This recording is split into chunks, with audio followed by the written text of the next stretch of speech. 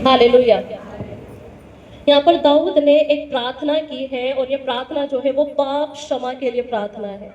और यहाँ पर दाऊद एक बात कहता है, नोट करना, फिर से मैं पढ़ूंगी। यहाँ पर लिखा है, परमेश्वर अपनी करुणा के अनुसार मुझ पर अनुग्रह कर, अपनी बड़ी दया के अनुसार मेरे अपराधों को मिटा दे, मुझे भली भांति धोकर मेरा अधर्म दूर कर और मेरा पाप छुड़ा कर मुझे शुद्ध कर। मैं तो अपने अपराधों को जानता हूँ और मेरा पाप निरंतर मेरी दृष्टि में रहता है। अब इस लाइन को देखो, नोट करो, और मेरा पाप निरंतर मेरी दृष्टि में रहता है। हालेलुया। क्या बोल रहा है दाऊद? मेरा पाप निरंतर यानी हर टाइम मेरी दृष्टि में रहता है। इसका मतलब ये, इसको कहते हैं आत्मग्लानि, यानी एक दोष भावना, कि हर समय इंसान के मन में एक ही बात चलने कि मुझसे वो गलती हो गई थी, मुझसे वो गलती हो गई थी, मैंने ऐसा कर दिया था, मैंने ऐसा कर दिया था। हालेलुया। तो दाऊद क्या कह रहा है यहाँ पर? कि मेरा पाप निरंतर मेरी दृष्टि में रहता है। इसका मतलब कि दाऊद जो था वो एक गिल्ट में, वो एक आत्मग्लानि की भावना में, एक दोष भावना में हर समय जी रहा था। और जब दाऊद से सहा नहीं गया तो दाऊद एक प्रार्थना करता है। हालेलुया। कि आप सोच के देखो, एक इंसान, उससे कुछ गलती हो गई और वो कुछ काम भी कर रहा है, दिखाने के लिए काम कर रहा है, पर अंदर क्या चल रहा है? अंदर तो एक युद्ध है, अंदर तो एक बात उसे खाई जा रही है बार बार, मुझसे ये हो गया, मुझसे ये हो गया, मुझसे ये हो गया। तो ये क्या है? दोष भावना। दाऊद जो था, इससे पाप हो क्यों गया? हालेलुया। इससे पाप हो क्यों गया? इस बात को हमें समझना है। ये जो दोष भावना है, ये जो गिल्ट है, ये पैदा कब होता है जिंदगी में? अब हम इससे पीछे आएंगे तो ये पैदा होता है हमारे दिल के दुख से। हालेलुया।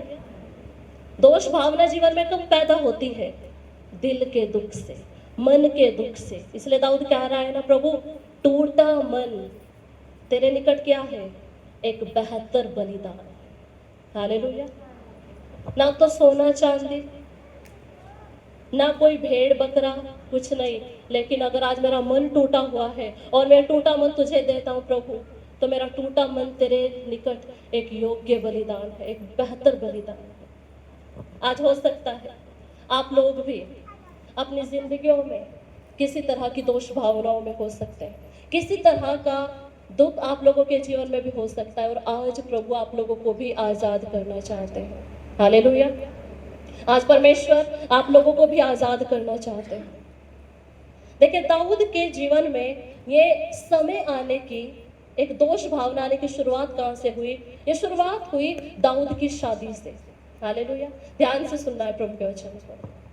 वचन बताता है कि दाऊद जो था वो बड़ा ही अच्छा वीर था, बड़ा अच्छा योद्धा था, और राजा शाऊल के अंडर में रहता था। राजा शाऊल के जो सेना थी, उसका सेनापति समझो एक बहुत अच्छा योद्धा था राजा दाऊद। तब तक राजा नहीं था, राजा के अंडर में था, राजा के नीचे काम करता था। तो क्या हुआ? राजा शाऊल की दो बेटियां थी। राजा शाऊल की दो बेटियां थी, बड़ी का नाम मेरब था और छोटी का मिकल था।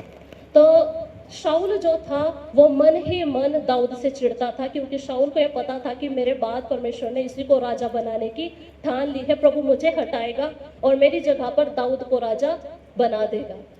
तो शाऊल जो था वो दाऊद को मारने के लिए बड़ी तरकीबें ढूंढा करता था। तो उसने क्या चाल चली? उसने सोचा कि चलो दाऊद को अगर रास्ते से हटाना है, तो उसने कहा कि दाऊद जाकर के पलिश्तियों से युद्ध कर, और अगर तूने उनको हरा दिया, उनको मार दिया, तो मैं अपनी बड़ी बेटी की शादी तेरे साथ कर दूंगा।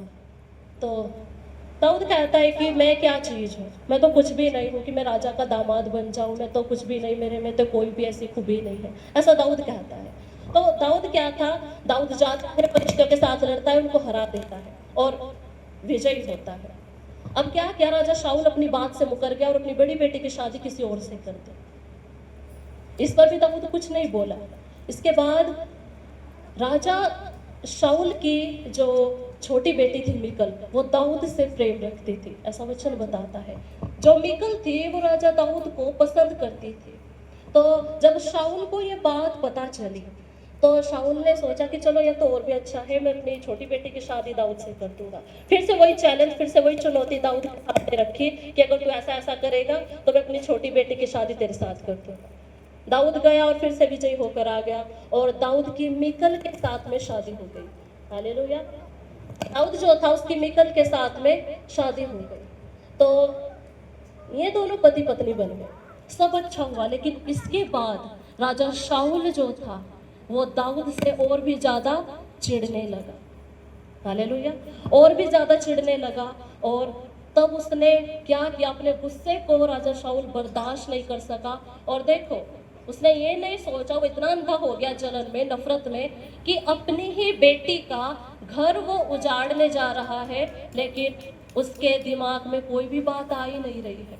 अब उसने अपने सैनिकों को बोला रात के टाइम में कि जाओ दाऊद को खत्म कर दो उसके घर जाकर, यानी कि मेरी बेटी विधवा हो जाए, भली हो जाए, पर दाऊद को रास्ते से हटा दो। तो शाऊल ने अपने सैनिक भेज दिए। अब जब मिकल जो थी उसने देखा कि मेरे पति को मारने के लिए, दाऊद को मारने के लिए सैनिक आए हैं, तो उसने बड़ी चालाकी से दाऊद को निकाल दिया घर से और आग उन सैनिकों से झूठ बोल दिया कि वो यहाँ पे नहीं है, वो तो कहीं किसी काम से गया हुआ है। तो मिकल जो थी वो दाऊद से बहुत प्रेम रखती थी और उसने अपने पति की जान बचा ली। दाऊद तो चला गया। अब इसके बाद क्या हुआ, इसके बाद क्या हुआ, दाऊद छिपता फिरने लगा राजा शाऊल से। अब शाऊल जो था उसने बड़ा दिमागी खेल खेला। शाऊल को ये बात पता थी कि मेरी बेटी भी दाऊद से बहुत प्रेम रखती है, दाऊद भी मिकल से बहुत प्रेम रखता है, दोनों अच्छे पति पत्नी हैं। लेकिन उसने क्या किया, दाऊद को, उसके दिल को चोट देने के लिए शाऊल ने अपनी छोटी बेटी की शादी, देखिए वो विधवा नहीं थी, उसका तलाक नहीं हुआ था, उसके बाद भी उसने अपनी बेटी की शादी जबरदस्ती किसी दूसरे व्यक्ति के साथ में कर दी। राजा शाऊल ने क्या किया, अपनी उसी बेटी की शादी, छोटे वाली की ही, किसी दूसरे व्यक्ति के साथ में कर दी। और जब दाऊद को इसका पता चला तो दाऊद के दिल पे ये क्या थी, एक बहुत बड़ी चोट थी। हालेलुया। क्योंकि मिकल भी दाऊद से प्रेम रखती थी, दाऊद भी मिकल से प्रेम रखता था। और जब शाऊल ने अपनी ही बेटी की फिर किसी और के साथ में शादी कर दी तो दाऊद जो था वो गहरे दुख में चला गया, कि गहरी निराशा में चला गया। हालेलुया। और ये वो इमोशनल पेन था, ये वो भावनात्मक दर्द था जिससे दाऊद जो था वो बाहर निकल नहीं पा रहा था। अब इस दुख ने, इस दर्द ने दाऊद को कैसे उकसाया आगे के लिए। अब जब एक व्यक्ति, ध्यान से सुनना, जब एक व्यक्ति का दिल बड़ा टूट जाता है, दिल जब उसका बहुत दुखी होता है, तो आत्मिक रडार जो होता है वो संकेत भेजना, वो काम करना बंद कर देता है। आज अगर कोई देश हमारे देश पर आक्रमण करे तो सायरन बजेंगे, हमारे देश में बजते हैं ना, सायरन बजते हुए, और हमें पता चल जाता है कि इस जगह पर आक्रमण हो सकता है। उसी तरह हमारी आत्मिक जिंदगी में भी हमारा विवेक जो होता है वो एक आत्मिक रडार है, वो एक आत्मिक